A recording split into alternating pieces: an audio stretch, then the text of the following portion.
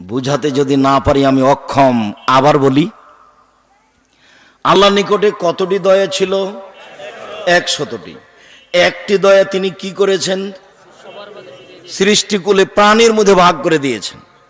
তা আমি যে আমার বাচ্চাকে একটু কেঁদে উঠলে লাফ দিয়ে তুলে চুমা খায় আর বলি আম্মু থামো, আম্মু থামো, আম্মু চুপো, আম্মু চুপো, আর শতবার চুমা দিই, ওই একটা দয়ের ভাগে।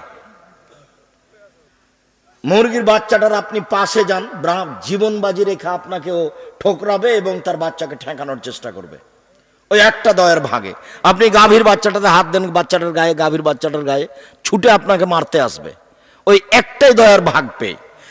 সব প্রাণীর মধ্যে একটা দয়া ভাগ করে দিয়েছেন, তারই ফলে এটা। আর 99টা নিজের কাছে রেখেছেন। এগুলি ব্যবহার করবেন কোথায়? কিয়ামতের মাঠে, বিচারের মাঠে। এরপরে আল্লাহ রসুল বলছেন, বুখারী মুসলিমের হাদিস, 3 শ্রেণীর মানুষের সাথে আল্লাহ কথা বলবেন না। বলেন তো তারা কত বড় পাপী? তার এক শ্রেণীর মানুষ হলো টাকনোর নিচে পায়জামা প্যান্ট লুঙ্গি পরে যে। আমি অবাক, এত বড় মহাপাপ কেন? অবাকের কোনো প্রয়োজন নেই। রাসূল সাল্লাল্লাহু আলাইহি সাল্লাম যা বলেছেন সেটাই কথা। আমাকে তিতা লাগলেও তাই, মিঠা লাগলেও তাই, ভালো লাগলেও তাই, মন্দ লাগলেও তাই, কথা এটাই চূড়ান্ত।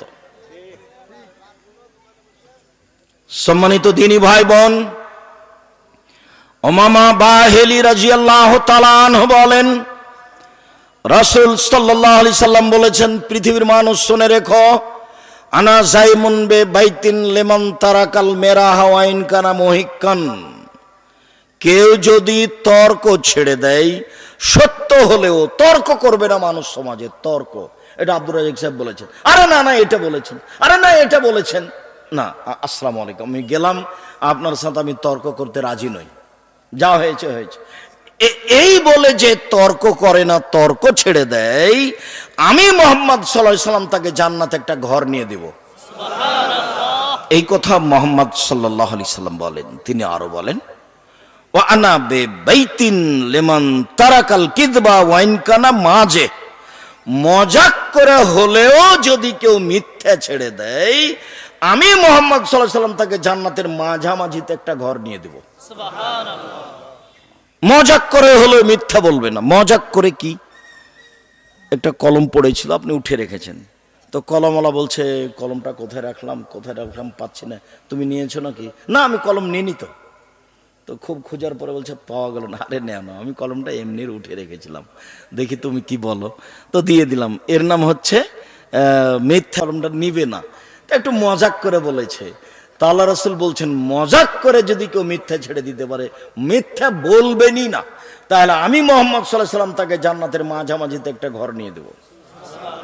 কথাটার স্পষ্টতার জন্য আরেকটু, আবু হুরায়রা রাদিয়াল্লাহু তাআলা আনহু বলেন, রাসূল সাল্লাল্লাহু আলাইহি ওয়াসাল্লাম বলেছেন, মান ক্বালা লিসাবিন তাল ফালাম ইউতিহি শাইআন ফায়া মিনাল কাযিবা।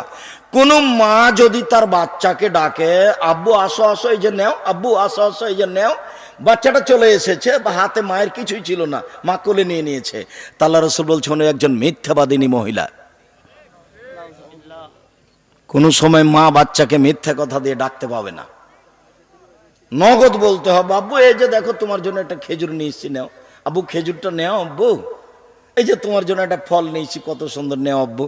নগদ বলতে হবে। ও যদি মিথ্যের আশ্রয় নেয়, যার কারণে রাতে ভয় দেখাবেন না বাচ্চাকে, আব্বু জুজু বুড়ি আছে, এইভাবে ভয় দেখাতে হবে না। আব্বু ঘুমিয়ে যাও। আল্লাহ রাসূল এশার সালাতের পরে জেগে থাকা পছন্দ করতেন না। একরাহুল কালামা বাদাল ইশায়ে, একরাহুন নাওমা কাবলাল ইশায়ে। এশার সালাতের পরে আল্লাহ রাসূল কথা বলা ঘৃণা করতেন। এশার সালাতের পূর্বে ঘুমিয়ে যাওয়াকে আল্লাহ নবী ঘৃণা করতেন। এশার সালাতের পরে দোকানে বসে আড্ডা পিটেন কেন? ধোঁকাবাজি কেন? শয়তানি কেন? মানুষের বদনাম কেন? আমি তো আপনাকে দীর্ঘদিন থেকে 4টা জিনিস পালন করার জন্য অনুরোধ জানাচ্ছি। 1, 5 ওয়াক্ত সালাত, মানুষের জীবনে সবচেয়ে জরুরি কাজ। 2, হালাল রুজি। 3, কোরআন তেলাওয়াত।